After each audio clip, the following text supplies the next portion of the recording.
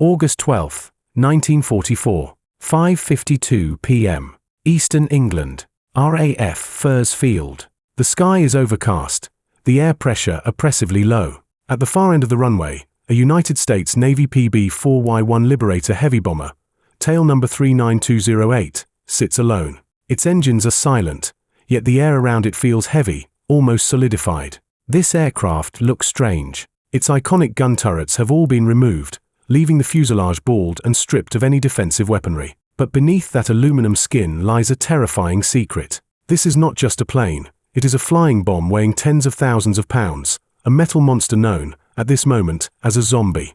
Zoom in on the cockpit. A young Navy lieutenant is checking the instrument panel for the last time. His name is Joseph Patrick Kennedy Jr., 29 years old. He is the eldest son of the prominent Kennedy family, the man his father, former Ambassador Joseph P. Kennedy, believes will be the future President of the United States. In a Hollywood script, a man of his stature would be sitting in an office in Washington or gilding his resume in a safe rear echelon command post. But this is the brutal reality of the 1940s. At this very moment, this Harvard-educated golden boy is sitting on top of a live volcano that could erupt at any second. This PB-4Y-1 bomber, the Navy's version of the B-24, is not carrying ordinary aerial bombs. Instead, its interior is packed with exactly 21,170 pounds of Torpex high explosive. Torpex, short for torpedo explosive, is a volatile cocktail of 42% RDX, 40% TNT, and 18% aluminum powder. It is an extremely unstable chemical mixture, with an explosive power 50% greater than standard TNT. To maximize devastation, ground crews have stuffed every corner of the aircraft with these crates, 374 of them in total. From nose to tail, this plane is essentially a gigantic flying detonator. A single stray bullet, a violent jolt during taxiing, or even a spark from a faulty circuit, and this aircraft, along with its pilots, would be vaporized into an atomic state within a thousandth of a second. Not even DNA would remain. Lieutenant Kennedy's finger traces down the checklist. His eyes don't show the fanaticism of a man seeking death, but rather a cold, grim focus. This is his 26th combat mission. By regulation, he could have rotated home with honor after his 25th, enjoying a hero's welcome before stepping into politics. But he refused. He glances at his co-pilot, Lieutenant Wilford Willey, a radio expert who is equally absorbed in his tasks. Both men know the code name of this mission, Operation Anvil. It is a top-secret US Navy project and one of the earliest experiments with precision-guided weapons in the history of warfare. The mission briefing was simple, yet utterly insane. They are to take off in this explosive-laden zombie, climb to 2,000 feet, and set a course for Mimoix, France, across the English Channel. There lies a Nazi V3 supercannon site, Hitler's ultimate weapon intended to destroy London. Once the aircraft is on a steady course, Kennedy and Willey are to activate the radio control system, hand over control to a PV-1 Ventura mothership trailing behind, and then, while still over the English coastline, bail out. It is a plan that is theoretically perfect, but in reality, riddled with fatal flaws. 5:55 p.m. Kennedy signals the tower. 4 Pratt Whitney R1830 twin Wasp engines roar to life. The sound is deafening, the prop wash flattening the grass alongside the runway. 4AB-24 with a takeoff weight far exceeding standard limits, simply getting airborne is a dance with death. Torpex is not only powerful but extremely sensitive to vibration and temperature. Every bump on the runway feels like dancing on the tip of the Grim Reaper's scythe. Ground crews watch as the black-painted bomber, nicknamed Zoot Suit Black, begins to move. There are no cheers. Everyone holds their breath. They know perfectly well that if this plane crashes on the runway, the shockwave will level half the base. For miles around, nothing would survive. Full power. Kennedy's voice comes through the throat microphone, calm as if he were reading a financial statement. The plane begins to accelerate. The heavy fuselage struggles to climb. 100 miles per hour. 110. 120. The tires groan under extreme pressure. Finally, at the very end of the runway, the beast laden with death painstakingly lifts its nose and leaves the ground. Trailing behind are 2 PV-1 motherships responsible for radio control, and a P-38 reconnaissance plane piloted by Colonel Elliott Roosevelt, the president's son, assigned to film the mission. It is a scene of profound historical irony. A future presidential candidate is piloting a giant flying bomb, while the current president's son follows behind with a camera to record it.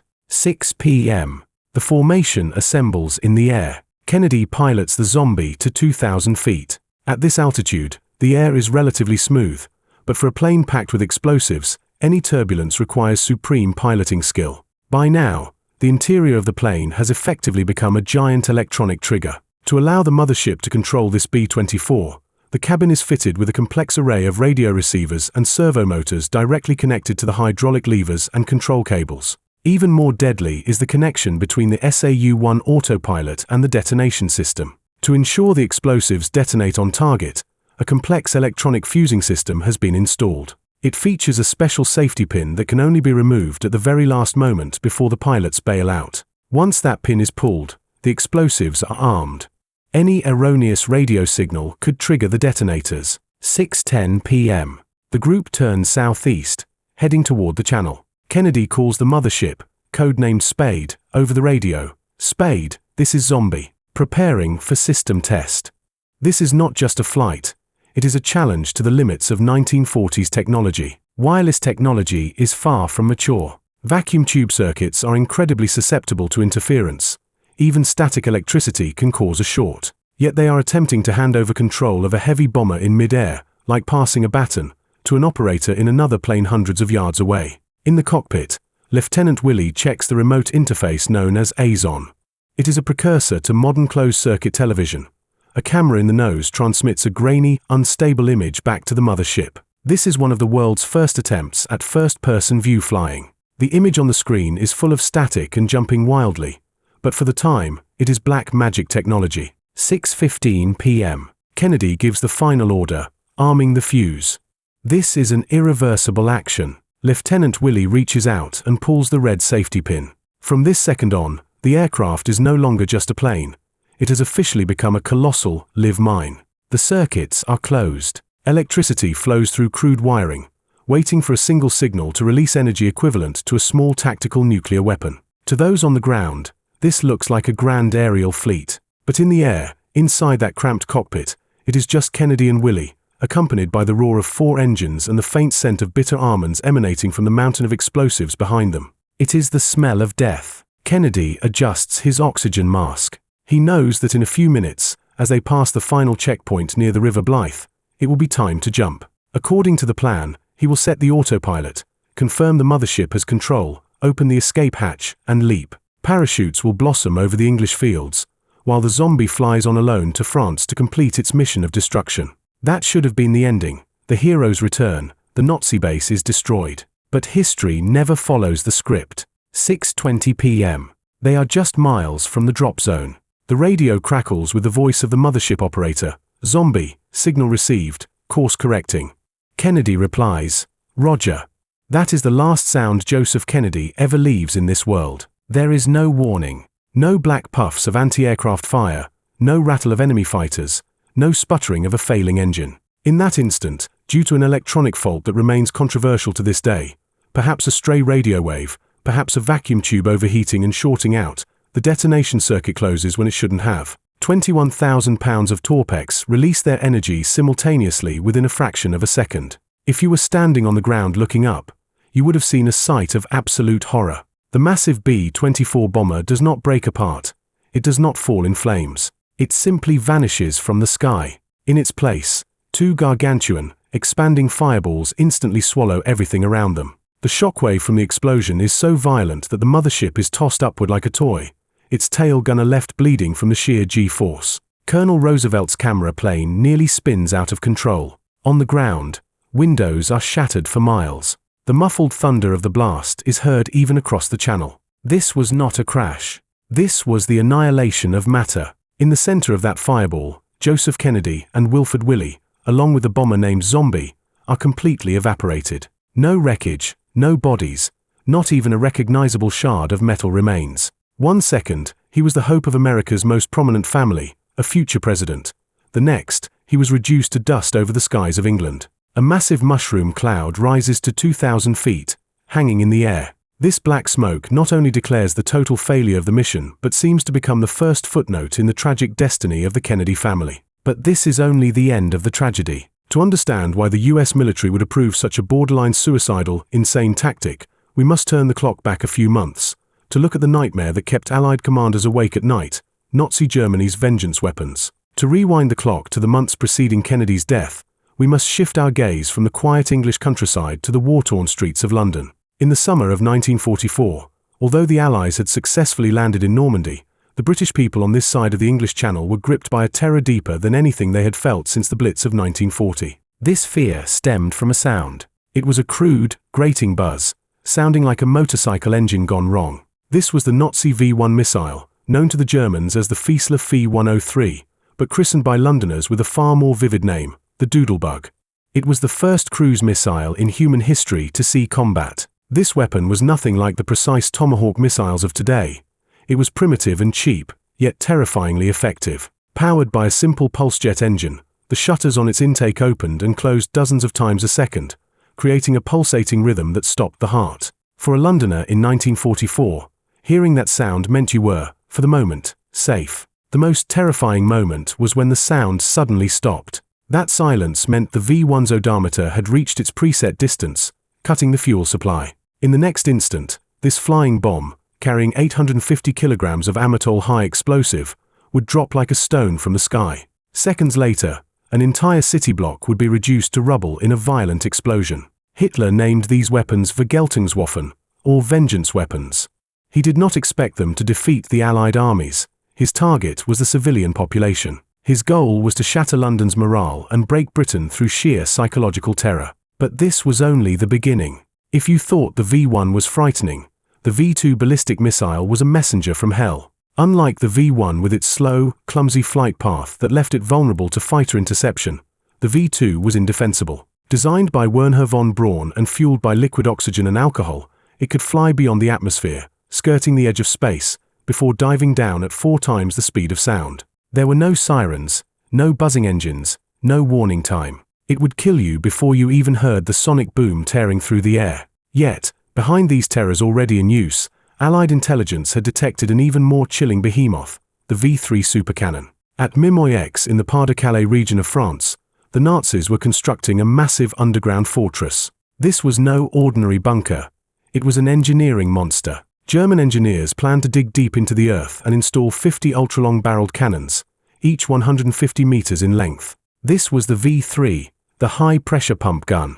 The design aimed to use a multi-stage charge principle to accelerate shells to extreme velocities, firing them directly into the heart of London, 165 kilometers away. Intelligence suggested that once the Mimoix base was operational, these 50 guns could rain down 600 large-caliber shells on London every hour. It would not be an air raid. It would be a continuous slaughter. London would be wiped off the map within weeks. To neutralize these threats, the Allies launched Operation Crossbow. Thousands of bombers flew day and night, carpet-bombing the V-weapon sites along the French coast. But the Allies soon discovered they were facing an unprecedented tactical problem. Conventional bombs simply couldn't scratch these targets. Nazi engineering prowess was on full display at these bases. The core facilities of the V-3 site were hidden under hundreds of feet of limestone, protected by reinforced concrete domes 5 meters thick or more. The standard 500 or 1,000-pound general-purpose bombs carried by the B-17 Flying Fortresses and B-24 Liberators were like throwing eggs at a rock. They left shallow craters on the surface but failed to penetrate the core structure. Even though the RAF possessed the famous tall-boy earthquake bombs which could threaten these bunkers, these 5-ton special weapons were in short supply. Their delivery aircraft were scarce, and they required extreme bombing accuracy. Trying to drop a bomb down a ventilation shaft from high altitude, while dodging flak in a heavy Lancaster bomber, was like looking for a needle in a haystack. This caused deep anxiety among Allied high command. Watching the casualty numbers rise in London and seeing reconnaissance photos of the virtually unscathed German bunkers, the US Army Air Forces and the US Navy began searching for an asymmetric solution. In an era before laser-guided bunker busters, if standard accuracy wasn't enough, was there a way to maximize explosive yield and physically ram it into the target's face? A crazy idea was born in the conference rooms of the American military. At that time, airfields across England were littered with war-weary heavy bombers. These B-17s and B-24s, battered by long tours of duty, had aging airframes and worn-out engines. They were no longer fit for high-intensity long-range bombing and were usually destined for the scrap heap. General Henry Arnold of the Army Air Forces and senior Navy admirals looked at these metallic beasts and made a bold connection. A B-17 has a maximum takeoff weight of nearly 30 tons. If we stripped out the machine gun turrets, armor plating, oxygen systems, seats, and every piece of crew equipment, how much explosives could it carry? The answer was staggering, roughly 20,000 to 25,000 pounds. This was 10 times the power of the largest conventional bombs of the time. This would no longer be a mere bomb. In terms of destructive yield, it would be akin to a winged tactical nuclear weapon. If such a plane, packed with high explosives, could be flown like a kamikaze directly into the concrete dome of the V3 cannon, even the strongest fortification would be torn apart like paper. But Americans were not the Japanese. They could not order pilots to fly suicide missions. Thus, Operation Aphrodite for the Army and Project Anvil for the Navy were born. It was an early drone program, but its execution was crude, almost steampunk in its brutality. The core logic was to convert these scrap bombers into radio-controlled drones. However, technology in the 1940s couldn't solve the problem of getting a heavily loaded aircraft to take off automatically on a complex runway. The autopilots of the day were too bulky and slow to handle the crosswinds and torque changes of takeoff. So, the US military devised a compromise that was as deadly as it was ingenious: human takeoff, mid-air bailout, unmanned impact. The procedure sounded like putting one's head in a noose. 2 pilots, a pilot and a flight engineer, would take off in this flying coffin loaded with 9 tons of explosives. Once they climbed to a safe altitude and formed up, they would activate the radio receivers, hand control over to a mothership trailing behind, arm the fuses, and finally, strap on their parachutes and jump. This is why Joseph Kennedy found himself in the cockpit of that B-24. This was not a standard bombing run. It was a desperate gamble. The US military was attempting to use the most primitive electronics and surplus airframes to defeat the most advanced Nazi engineering. The Army Air Forces started first. Beginning in June 1944, they modified a batch of B-17s, painting over their unit markings with high-visibility white or yellow to make them easier for the motherships to track. These planes were called babies, and their controllers were mothers.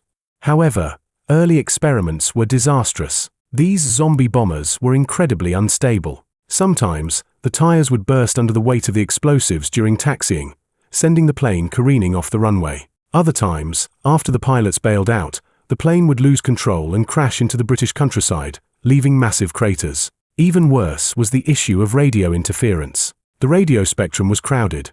German jamming, British radar, and even civilian broadcasts could accidentally trigger the plane's control surfaces. Despite the high failure rate and the sheer impossibility of the task, the threat of the V3 cannons across the channel kept the project alive. The Navy decided to join the gamble, launching Project Anvil using the B-24, which offered a greater payload and range than the B-17. Kennedy's unit was a secret detachment of Special Air Unit 1. Their orders were to destroy the V3 site at Mimoy X at any cost. This was more than strategic bombing.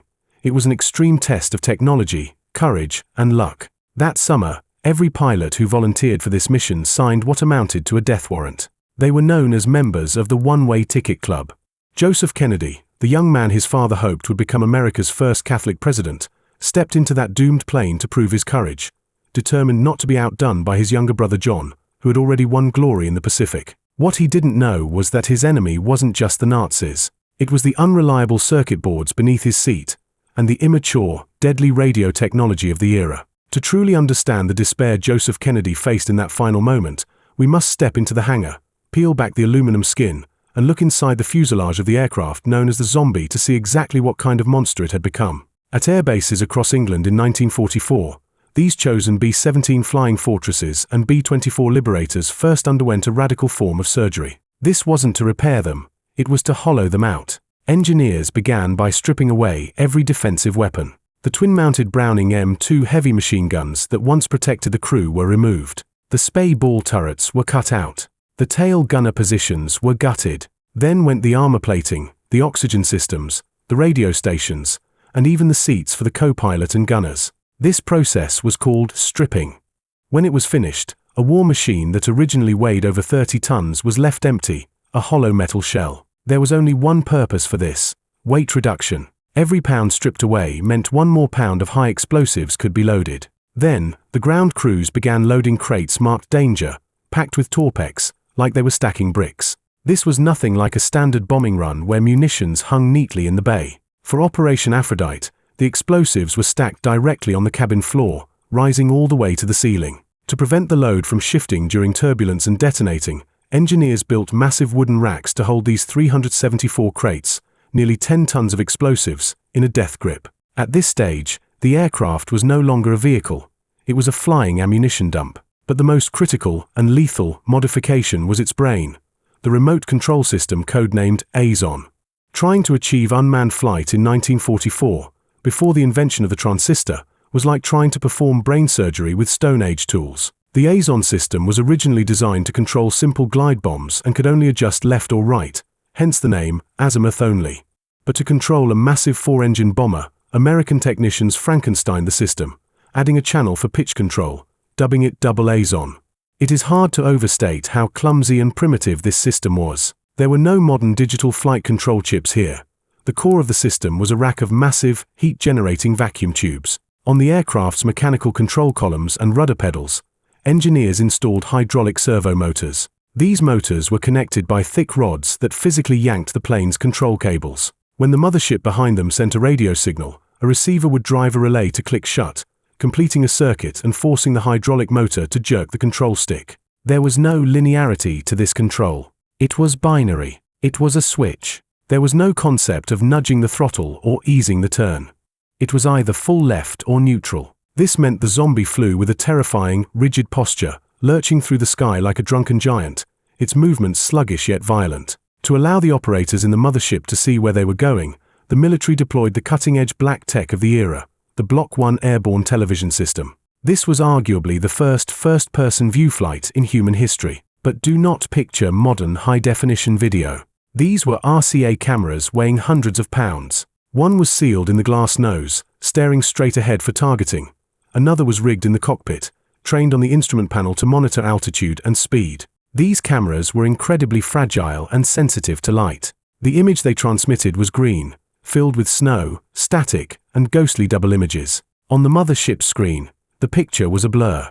If the plane turned too sharply and the antenna angle shifted, the video would instantly vanish into a wall of static noise. Now, focus your attention on the cockpit, the very place that would kill Joseph Kennedy. This cramped space was a rat's nest of jury-rigged wiring and exposed switches. For the pilot, flying this thing was a nightmare. Because the automatic control servos were hardwired into the flight systems, when Kennedy gripped the yoke, he could physically feel the resistance of the motors fighting him. He wasn't just flying, he was wrestling with the machine. The most terrifying design flaw lay in the detonation circuit. To ensure the 9 tons of explosives went off on cue, a complex electrical fusing system was installed, controlled by a series of electromagnetic switches called solenoids. This was a fatal design choice. In this modified B-24, to simplify the remote wiring, all circuits were routed into a single device called the distribution box.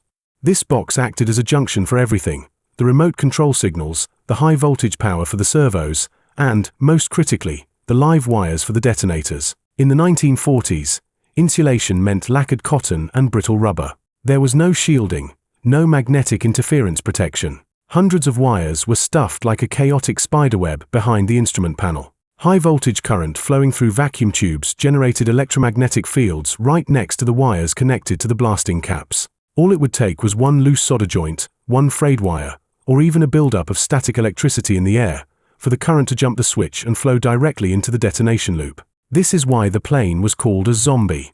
It had no soul, no pain receptors. It was just a metal carcass stuffed with explosives and primitive e-waste. It lived only because the circuit was open. It died the moment it decided to self-destruct. On the day of Kennedy's mission, this B-24, codenamed T-11, had been fitted with a single bucket seat. The co-pilot's position had been converted into a makeshift electronic warfare station, where Lieutenant Willie sat squeezed between racks of hot vacuum tubes. Directly behind them stood that wall of explosive crates. To allow the pilots to escape, engineers had cut a hole in the cockpit floor leading directly to the nose gear bay. This was the escape slide. The procedure required Kennedy and Willie, after engaging the autopilot, to unbuckle, crawl onto the floor, slide through this hole, and parachute out. This created a massive window of vulnerability. In the tens of seconds between arming the explosives and jumping out, they were sitting on a bomb that was already ticking. At that moment, the plane's radio receiver was open, in listening mode. It was greedily snatching every radio wave from the air. It couldn't distinguish between a command from the mothership, static from a British taxi dispatcher, or a jamming signal from a German radar. This was the technical reality Kennedy faced. He wasn't flying a plane. He was piloting a massive, hypersensitive, electrically defective flying mine. And the safety pin in his hand was the only thin barrier standing between him and hell. When Kennedy climbed into that cockpit, smelling the mix of stale hydraulic fluid, the ozone from the vacuum tubes, and the faint scent of bitter almonds from the explosives, he must have realized it. This zombie craved death. It was impatient to release the devastating energy stored in its belly. And all these technical failures were about to converge, at 6:20 p.m., into a single, irreversible moment of catastrophe. August 12, 1944, 6:20 p.m., over Suffolk, England. Altitude, 2,000 feet. The air itself seems to tremble. The B-24 bomber, codenamed T-11, is punching through the final layer of clouds. The roar of 4 Pratt Whitney engines echoes inside the cockpit, the vibration traveling through the metal skeleton and into Joseph Kennedy's spine.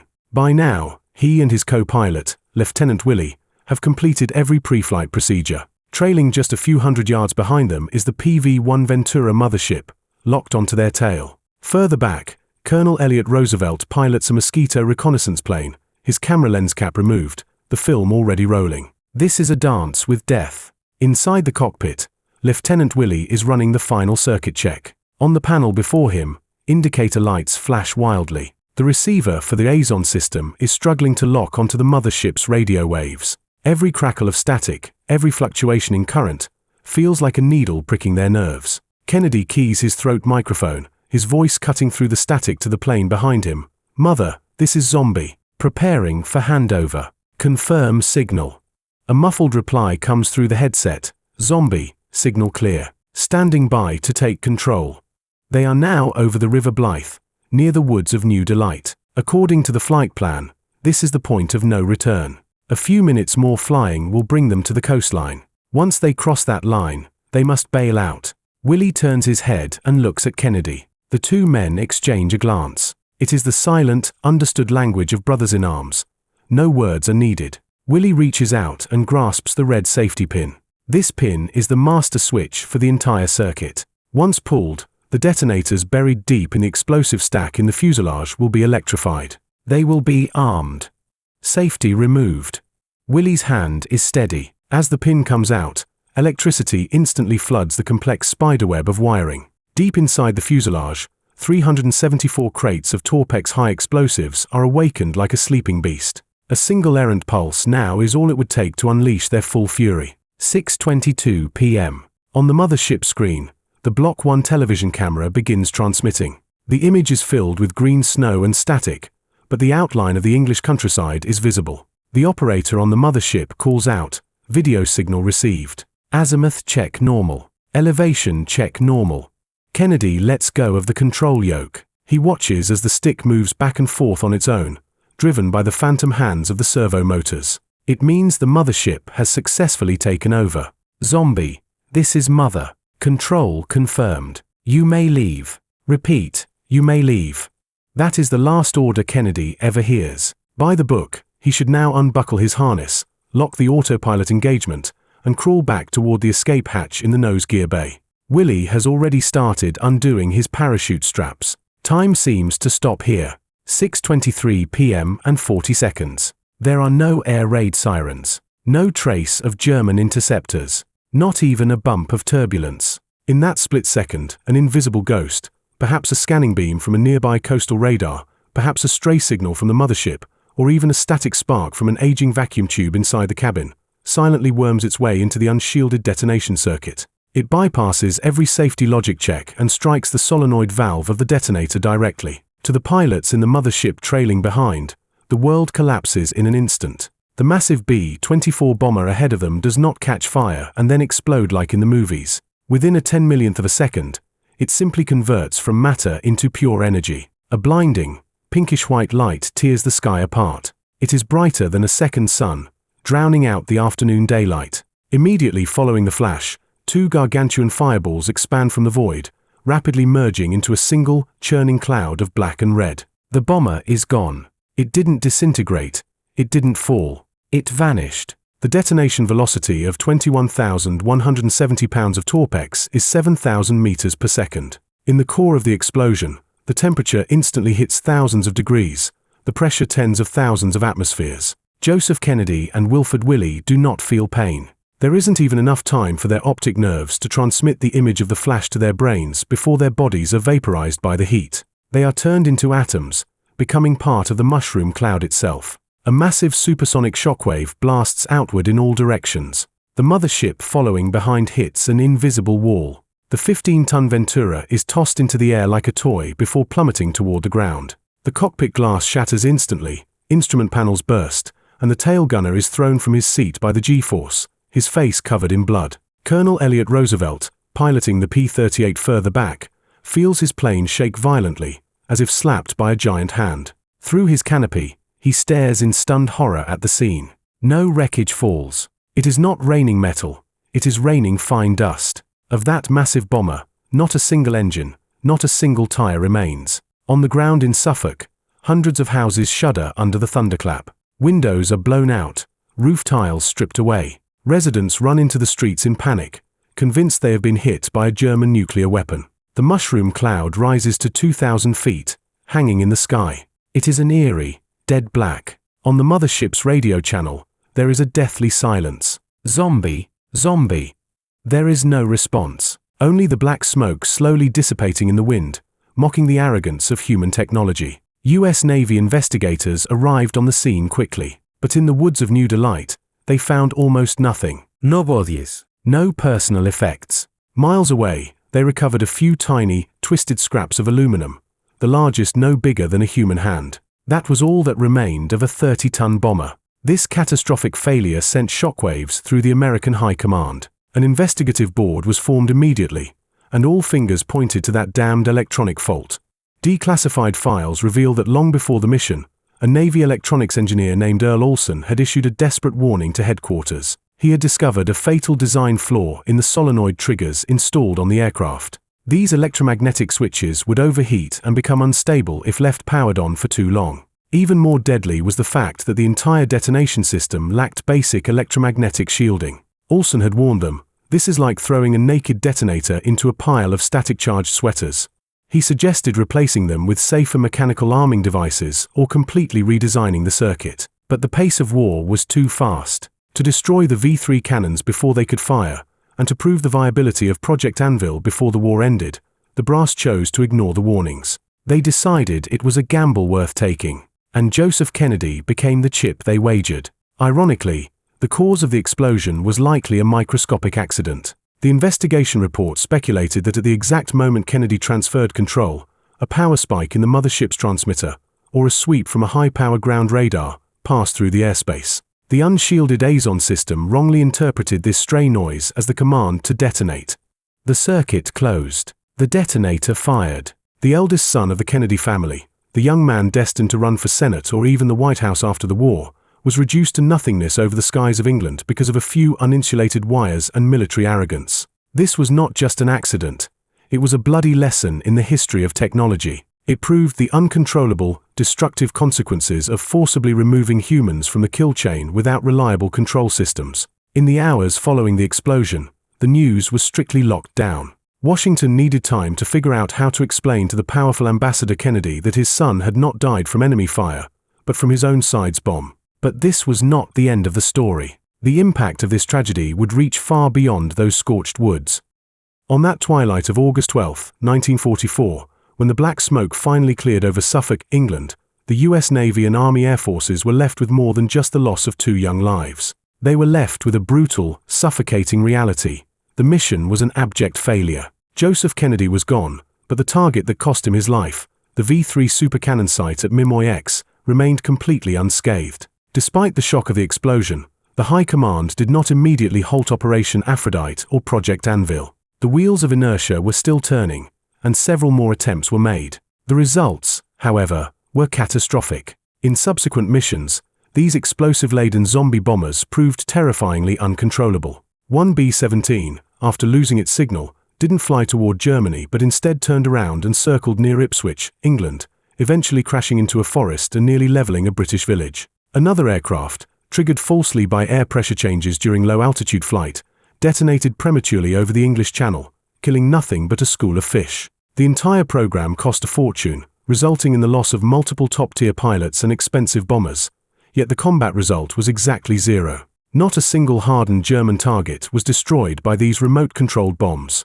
In a twist of supreme irony, just weeks before Kennedy's death, the Royal Air Force's No. 617 Dambuster Squadron had already solved the problem. Flying modified Lancaster bombers and using the Tallboy earthquake bombs designed by Dr. Barnes Wallis, they collapsed the V-3 underground bunkers using traditional, horizontal bombing. It turned out that the solution wasn't flashy new technology, but simple, brutal physics. By early 1945, faced with a dismal track record and astronomical risks, General Carl Spaatz of the U.S. Strategic Air Forces finally ordered the termination of all heavy bomber drone conversions. Operation Aphrodite and Project Anvil were officially sealed away in top-secret archives. But across the ocean, in Hyannisport, Massachusetts, the shockwaves of that explosion were only just beginning. When two grim-faced naval officers knocked on the door of the Kennedy estate, Joe Kennedy Sr. was resting on the porch. He knew instantly what had happened. In that moment, the ambitious patriarch who sought to control the direction of American politics aged 10 years. To the Kennedy family, Joseph Kennedy Jr. was not just the eldest son, he was the jewel in the family crown. His father had poured every resource into grooming him, from Harvard to the London School of Economics, from athletics to social etiquette, paving a red carpet straight to the White House.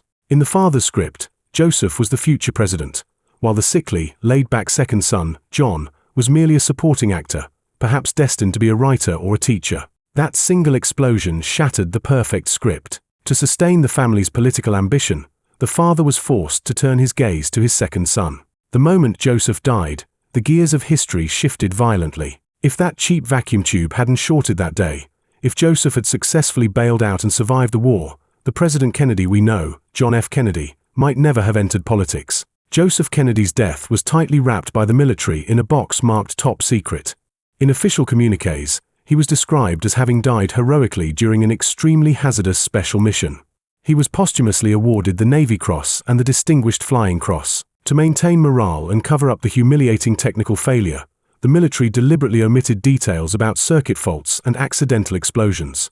The public was told a story of heroic sacrifice, not technological blowback. It wasn't until decades later, as files were declassified, that the world learned the truth. He didn't die from enemy fire, but from an immature weapon system made by his own side. However, if we step back from the tragedy and look at the long river of military history, Operation Aphrodite, while a tactical failure, was a premature strategic pioneer. The B-24 bomber known as Zombie was, in reality, the ancestor of the modern cruise missile and the combat drone. The US military's attempt in 1944 was essentially an exploration of three core concepts: precision guidance, remote control, and beyond visual range strikes. These three concepts are the very cornerstones of modern warfare. The plane Kennedy flew was a primitive Tomahawk cruise missile. The only difference was that its guidance system wasn't GPS or terrain-matching radar, but crude radio waves, and its processing chip wasn't silicon, but a living, breathing pilot. That grainy Block 1 television camera in the nose pioneered the concept of TV guidance. Decades later, the laser-guided bombs we saw dropping down ventilation shafts in the Gulf War, and the FPV suicide drones swarming the battlefields of Ukraine today, all share the technological DNA of that failed experiment in 1944. Operation Aphrodite taught future weapon designers a lesson written in blood. Humans are the biggest weakness in a weapon system, but also the final safety catch. Trying to keep a human in the loop as a mere servo mechanism, without reliable automated control, is not only unethical but incredibly dangerous. Today, the US Air Force operates the MQ-9 Reaper, capable of flying thousands of kilometers to execute precision strikes anywhere on the globe. These high-tech killing machines no longer require a pilot to risk his life in the cockpit. Operators sit in air-conditioned rooms in Nevada, coffee in hand, pressing a button. The starting point for all of this can be traced back to that gloomy afternoon, to that B-24 bomber laden with explosives, wobbling unsteadily toward its death. Joseph Kennedy's body has long since turned to dust over England, but the mad experiment he participated in opened Pandora's box. He was not only the beginning of the Kennedy family's tragic destiny, but also a blood sacrifice for the era of unmanned warfare. 19 years after his death, his brother John F. Kennedy was assassinated. 24 years later, another brother, Robert Kennedy, was killed. Some call it the Kennedy curse. But in the eyes of military historians, Joseph's death was not a curse.